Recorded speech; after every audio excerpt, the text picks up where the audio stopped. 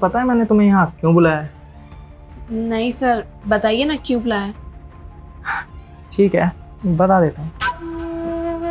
मुझे ना तुम और नर्सों से बहुत ज़्यादा खूबसूरत लगती हो। अब सर कहना क्या चाहते हैं आप? मुझे तो लगा कि कुछ हॉस्पिटल का इम्पोर्टेंट काम होगा, इसलिए आपने मुझे बुलाया होगा।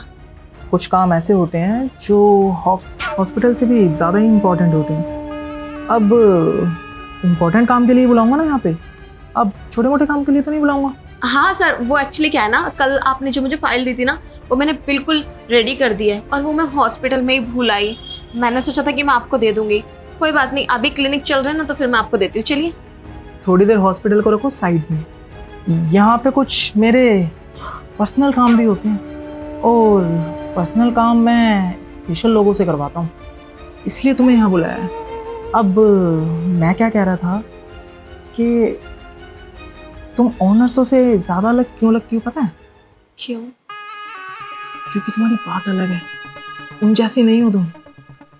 तुम ना बहुत बोर है, मुझे मज़ा नहीं आता उन्हें देख के, और तुमसे ना नज़र हटती नहीं है।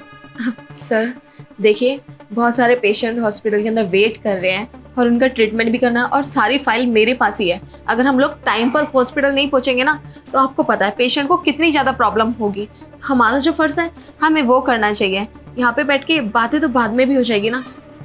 ऐसा है, मुझे मेरा फ़र्ज़ मत समझाओ, मैं सब कुछ अरेंज करके आया हूँ, तुम्हें ऐसे ही थोड़ी लिया है यहाँ पे।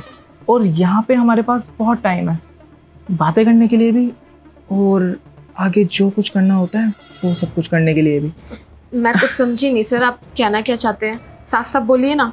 साफ साफ बोलो, मुझे तुम ना बहुत हॉट लगती हो, इसलिए और नर्सों पे ना मेरी नज़र नहीं जाती, तुम पे ही जाती है बस।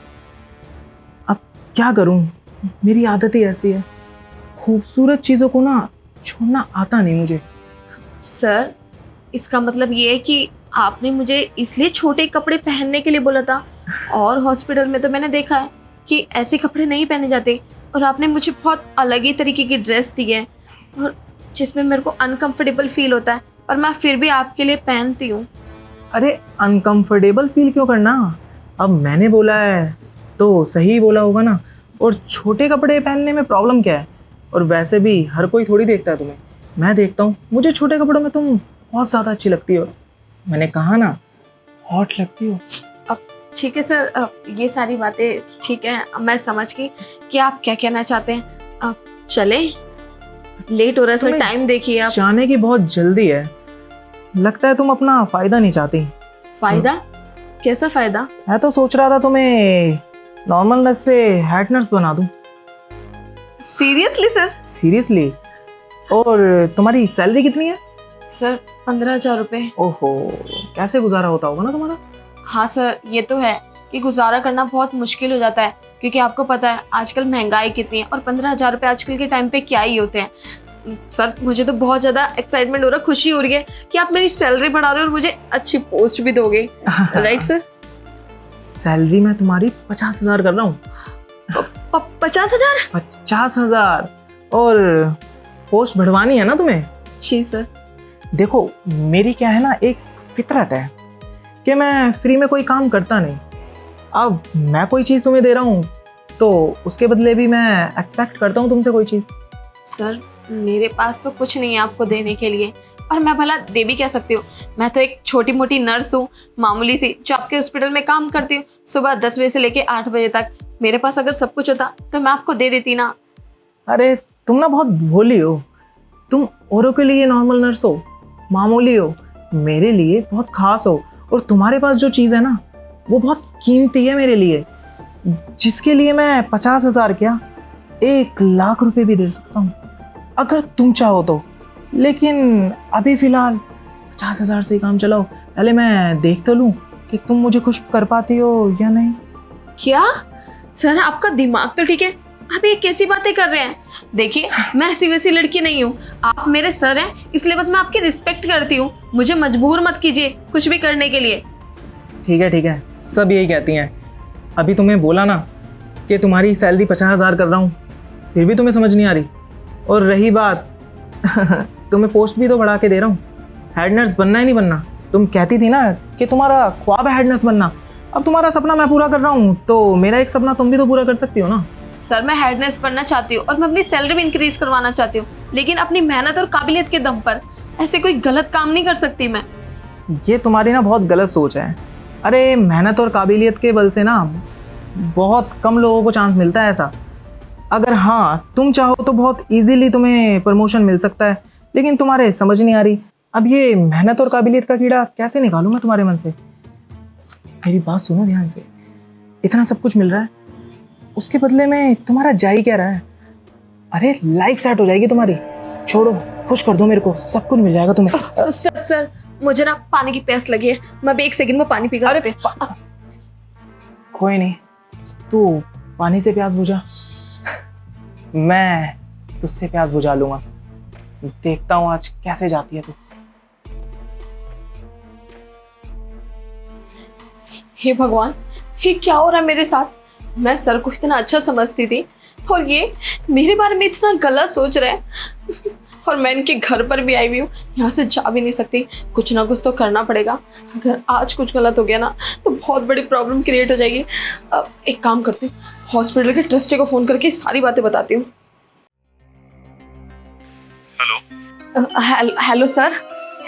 सर मैं आपके हॉस्पिटल में काम करती हूँ, मेरा नाम मेघा है। हाँ बोलिए मेघा जी। सर वो ऋषि सर के बारे में कुछ बात करनी थी। बताइए। सर उन्होंने मुझे अपने घर बुलाया था और मुझे पैसों का लालच दे रहे थे और मेरे साथ कुछ गलत करने के लिए बोल रहे थे। कह रहे थे अगर तुमने मुझे खुश कर देना तो मैं तुम्हें हॉस्पिटल की हेड नर्स बनाऊंगा और 50,000 रुपये सैलरी भी दूंगा। सर देखिए मैं कोई ऐसी वैसी लड़की नहीं हूँ, प्लीज़ आप कुछ कीजिए वरना मेरे साथ कुछ गलत हो जाएगा। देखिए मेघा जी, डॉक्टर ऋषि के खिलाफ पहले भी कई कंप्लेंट कर चुकी लड़कियां, लेकिन आपने डायरेक्ट मुझे फोन करके बहुत अच्छा किया। मैं भी उनकी हरकतों से परेशान हो गया हूँ। अस्पताल का नाम खराब हो रहा है। आप घबराइए मत, मैं उनके खिलाफ पुलिस में कंप्लेंट करूंगा। लेकिन क्या आप FIR लिखवाएंगे उनके खिलाफ?